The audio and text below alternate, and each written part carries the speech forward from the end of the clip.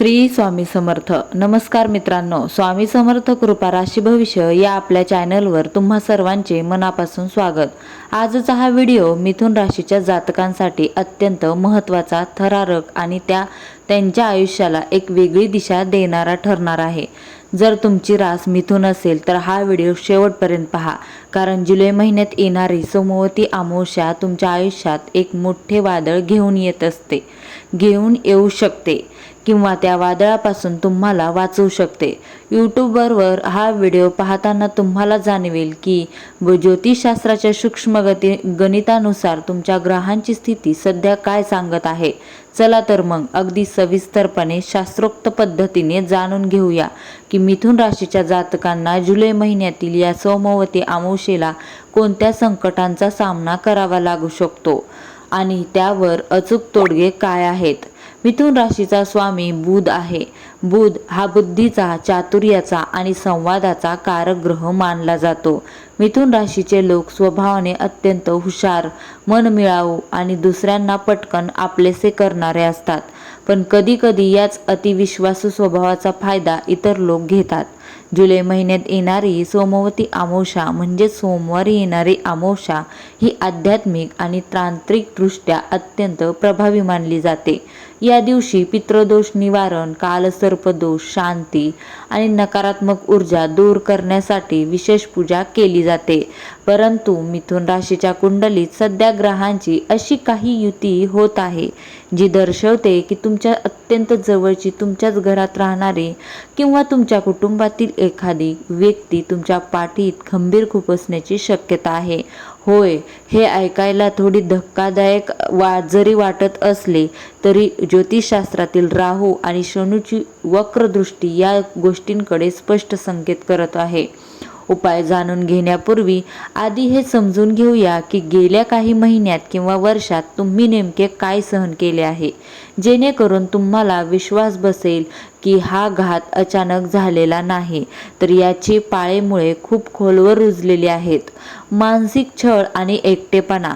तुम्ही कुटुंबासाठी, मित्रासाठी नेहमी धावून गेलात, स्वतःचे खिसे रिकामे करून इतरांना मदत केली, पण जेव्हा तुम्हाला गरज होती तेव्हा तुमच्याच माणसांनी तुमच्याकडे पाठ फिरवली. तुम्हाला घरातच अनेकदा उपरे असल्यासारखे वागवले गेले. कष्टाचे फळ न मिळणे.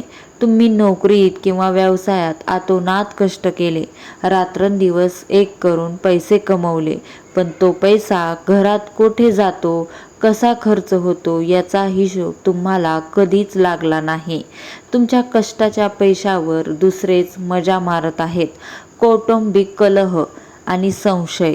घरात कारणाशिवाय भांडणे होणे, छोट्या छोट्या गोष्टींवरून वादावादी होणे आणि तुम्ही कितीही खरे बोललात तरी तुमच्यावर संशय घेतला जाणे या गोष्टी तुम्ही मुकाट्याने सहन केल्या आहेत. आरोग्याच्या तक्रारी. कसलाही आजार नसताना अचानक अस्वस्थ वाटणे, रात्रीची झोप उडणे, छातीत धडधडणे किंवा सतत नकारात्मक विचार येणे हे सर्व तुमच्यावर होत असलेल्या मानसिक किंवा छुप्या प्रयोगांचे लक्षण आहेत. घरातील ती व्यक्ती तुमचा कोणता घात करणार आहे.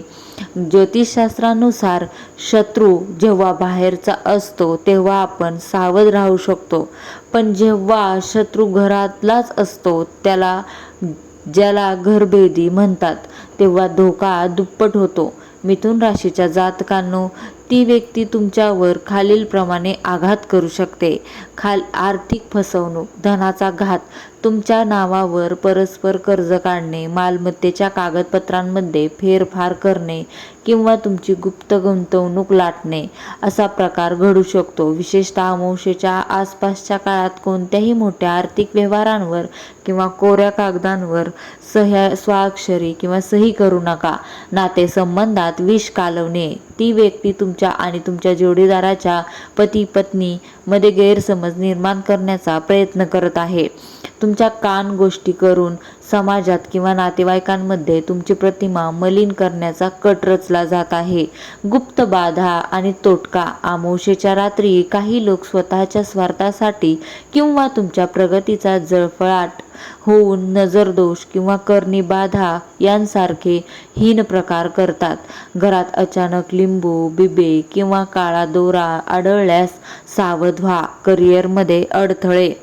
तुम्ही एखादा नवीन व्यवसाय सुरू करणार असाल किंवा नोकरीत प्रमोशन मिळवणार असाल तर ही व्यक्ती त्यात विघ्न आणण्याचा पुरेपूर प्रयत्न करेल. त्या व्यक्तीला कसं ओळखावे आणि त्याची लक्षणे काय? तुमच्या मनात प्रश्न आला असेल की आमच्या घरातली ती व्यक्ती कोण आहे? तिला ओळखण्यासाठी ज्योतिषशास्त्राने काही खुणा सांगितल्या आहेत. ती व्यक्ती तुमच्यासमोर नेहमी गोड बोलेल, पण तुमच्या पाठीमागे इतरांशी तुमची निंदा करेल. तुमच्या चांगल्या बातमीवर किंवा प्रगतीवर तिच्या चेहऱ्यावर आनंदाऐवजी एक कृत्रिम हसू आणि मत्सर दिसून येईल. ती व्यक्ती तुमच्या वैयक्तिक वस्तू, उदाहरणार्थ कपडे, केस किंवा पाकिट हाताळण्याचा प्रयत्न करेल. अमावस्येच्या 2 दिवस आधी आणि 2 दिवस नंतर या व्यक्तीचे वर्तन अचानक खूप बदललेले किंवा अतिशय संशयास्पद वाटेल. सोमवती अमावस्येचे अचूक तोडगे आणि उपाय घाबरून जाण्याची अजिबात गरज नाही. ज्योतिषशास्त्रात जितकी संकटे सांगितली आहेत तितकेच शक्तिशाली उपाय देखील सांगितलेले आहेत.